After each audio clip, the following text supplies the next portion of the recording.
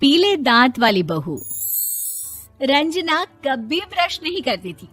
उसे कितनी बार उसके माँ बाप ने डांटा, लेकिन उसका कोई असर उस पर होता ही नहीं था, जिस कारण से उसके दांत पीले पीले हो जाते हैं।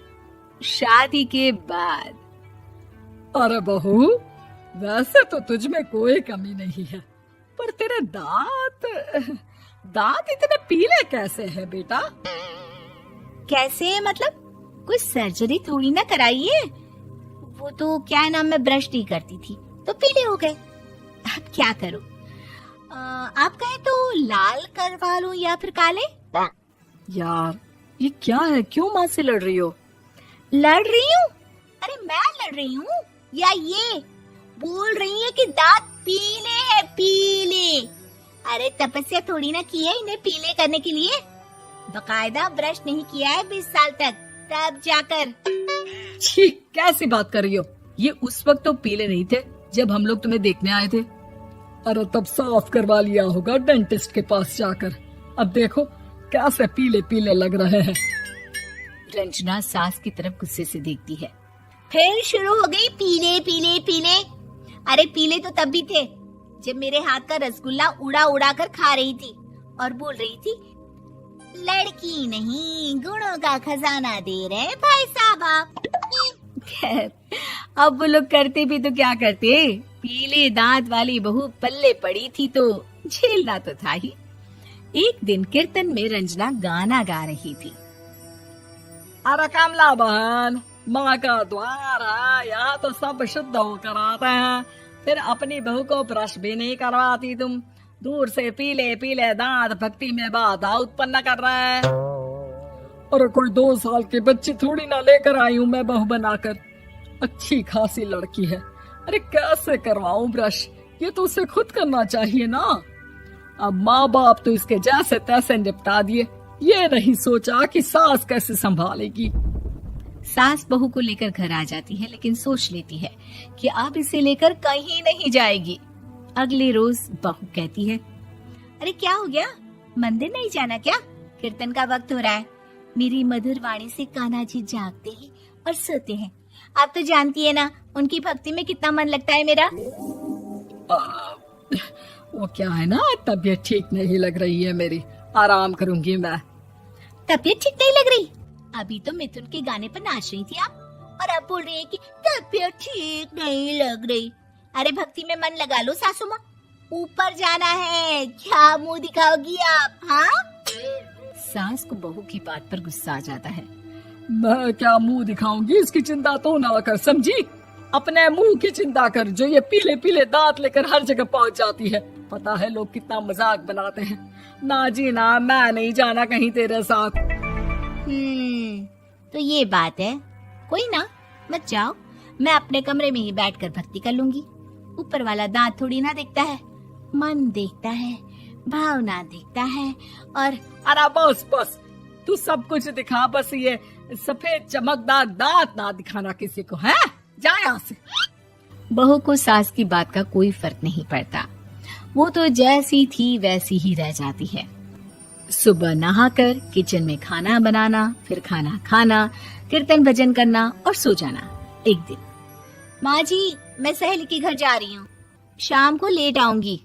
हाँ हाँ तो जाना, मैंने कौन सा तेरी आरती करनी है घर पर बैठकर। रंजना सहेली के घर जाती है, जहाँ वो पार्टी में जाने की तैयारी कर रही होती है। अरे शिखा, कहाँ जाने की तैयारी कर रही है? मैं गलत वक्त पर आ गई क्या? अरे नहीं यार, उल्टा सही वक्त पर आ गया। मैंने ये साड़ी और ज्वेलरी निकाली है यार, शाम को इनके ऑफिस की एक पार्टी में जाना है। बताना कैसा लग रहा है ये सब? नहीं यार, इस ड्रेस के साथ तो वो वाली ज्वेलरी अच्छी लगेगी। हाँ हाँ सही बोल रही है, मैंने ध्यान ही नहीं दिया। वैसे तो हमेशा से मस्त फैशन सेंस रखती है। तो बड़ा जाती होगी ना पति के साथ पार्टी में। रंजना कुछ नहीं बोलती, बस सोचती है कि यार काश ये बात सही हो जाती, पर मैं क्यों नहीं जाती पार्टी में? क्या इन लोगों की कोई पार्टी होती नहीं होगी? रंजना घर आती है और रात में पति से सवाल करती है, एक बात बताइए, आप मुझे किसी पार्टी में क्यों नहीं ले जाते? क्या आपकी यहाँ ऑफिस में पार्टी नहीं होती? पति बेचारा क्या कहता कि दांत पीले हैं तुम्हारे इसलिए। अरे कोई पार्टी होती नहीं हम लोगों के ऑफिस में, तो कहाँ से लेकर जाऊं? और मार्केट, मॉल, कहीं वीकेंड घूमना, कहीं तो। अरे यार, सारे हफ्ते में एक छुट्टी मिलती है, तो सोचता हूँ कि आराम ही कर लूं। क्यों? रंजना मन मार के रह जाती है। पहले कभी सास के साथ मंदिर जाया करती थी, लेकिन वो भी सास ने ले जाना बंद कर दिया। घर बैठी बैठी रंजना बोर हो जाती है। तभी उसे आइडिया आता है और वो मायके जाने का सोचती है। सासू माँ, 2 दिनों के लिए मम्मी के घर जा रही हूँ। अच्छा अच्छा, ठीक है, आराम से जा। और हाँ, माँ से कुछ अच्छी आदत सीख कर आना कि कैसे शरीर के हर भाग की तरह दांतों की सफाई भी जरूरी होती है, समझी? शुरू हो गई ना आप। वो लोग आपकी तरह नहीं है कि छोटी छोटी बात का बतंगड़ बना दे। उन लोगों के लिए मैं मायने रखती हूँ, ना कि मेरे पीले पीले दांत। रंजना माँ को बिना बताए उन लोगों को सरप्राइज देती है, लेकिन जैसे ही वो दरवाजे पर पहुंचती है, अंदर देखती है कि घर वाले कहीं जा रहे होते हैं। अब माँ, काश रंजना दीदी के दांतों वाली प्रॉब्लम नहीं होती, तो वो भी हम लोगों के साथ चलती ना बुआ जी की बेटी की शादी में। हाँ बेटा, लेकिन अब उसे कौन समझाए कि उसको उसके पीले दांत नहीं दिखते, लेकिन उसके आसपास के लोगों को कितना एम्बैरेसिंग फील कराते हैं। मुझे तो कितनी बार उसके स्कूल की टीचर ने शिकायत की कि उसके साथ कोई लड़की बैठना भी नहीं चाहती, और ना ही कॉलेज में कोई उससे बात करना चाहता था। लेकिन पता नहीं क्यों उसे ये बात समझ में ही नहीं आती। कोई कमी नहीं है उस लड़की में, बस यही कि दांत पीले हैं। वो तो भला हो जीजा जी और उनकी माँ का, जो दीदी को जैसी है वैसे ही रखा हुआ है। रंजना को अपने घर वालों की बात सुनकर बहुत दुख होता है।